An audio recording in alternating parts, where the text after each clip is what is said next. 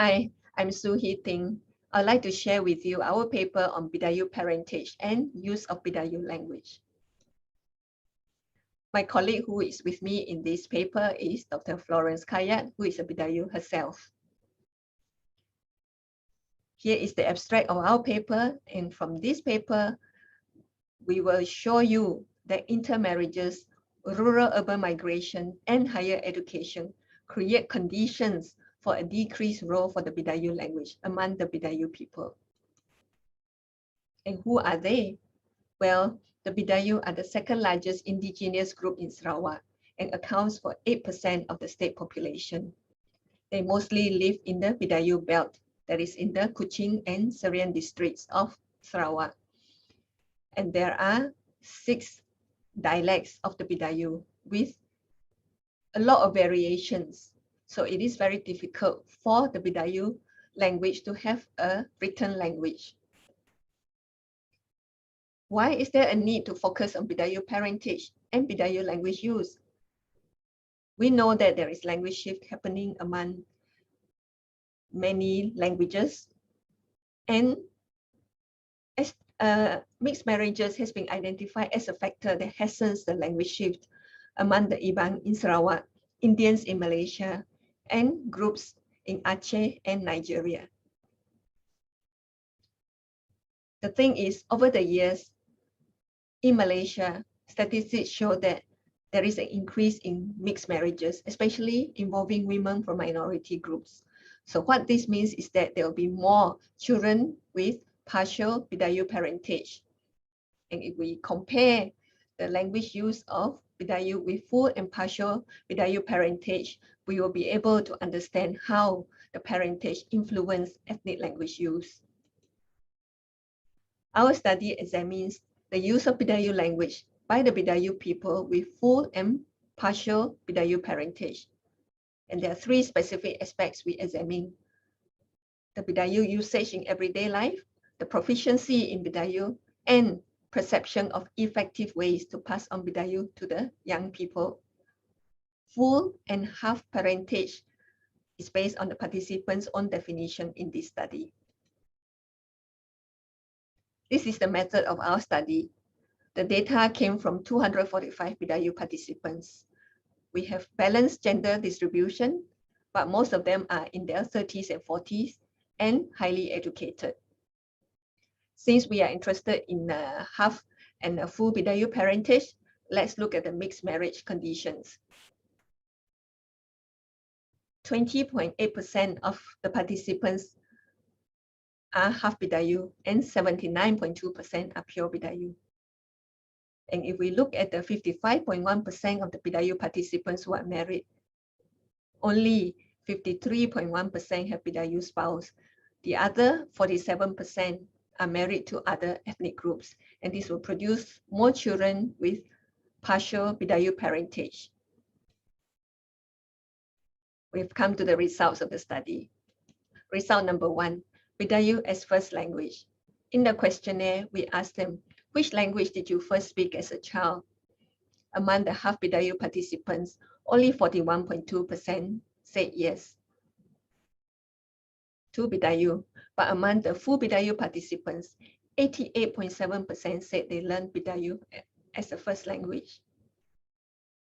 As for whether they learn Bidayuh in play school or kindergarten, the number is small, but it's slightly higher among the half Bidayuh participants.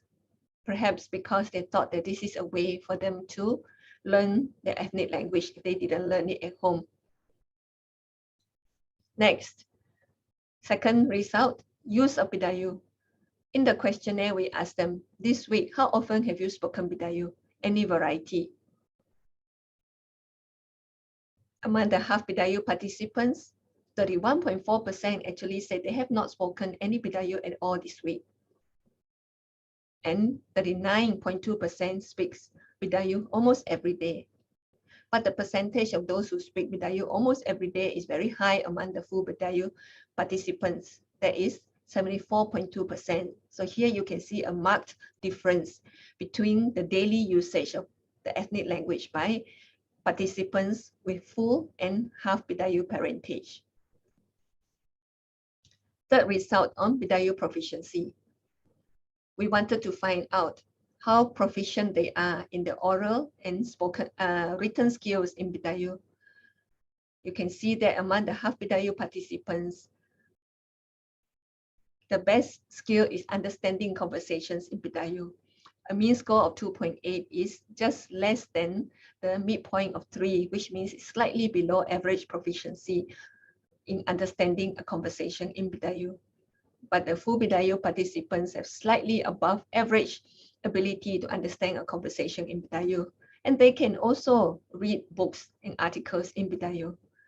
But for both groups, regardless of whether it is full or partial parentage, the ability to speak Bidayuh and to write things in Bidayuh are low.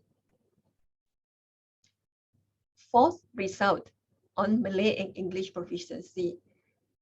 We just wanted to compare the Bidayuh proficiency with other standard languages. And we found that the two groups are similar and they have good proficiency in Malay and English, which suggests that these languages could be competing for space in daily language use. Finally, results on ways to pass on Bidayuh. This is where the participants with full and half Bidayuh parentage slightly differ in what they consider as the most effective way to pass on the language. For the half Bidayuh participants, they believe in having community activities on Bidayuh culture and language, 37.2%. But among the full Bidayuh participants, they believe the best way is to speak Bidayuh with family, 32.5%. About 20% in both groups believe that it is good to teach Bidayuh in school. But it is a long journey to have Bidayuh as a school subject. Why? Well, there is dialectal variation, great dialectal variation in Bidayuh, which makes it very difficult to standardize the language and have a written language. And there must also be demand for the subject to be offered as a subject in school. At least 10 parents must request it. So with all these factors, it is a long journey to having Bidayuh as a school subject. And here I show you the ways, other ways to pass on Bidayuh, which the participants do not consider to be that effective. Having more printed materials in Bidayuh, having TV and radio programs in Bidayuh, and also writing of social media messages in Bidayuh. Of all these, the one that they themselves can do is writing of social media messages. And I believe that this is good to keep the language actively used in daily life, but not so many participants believe that this is an effective way.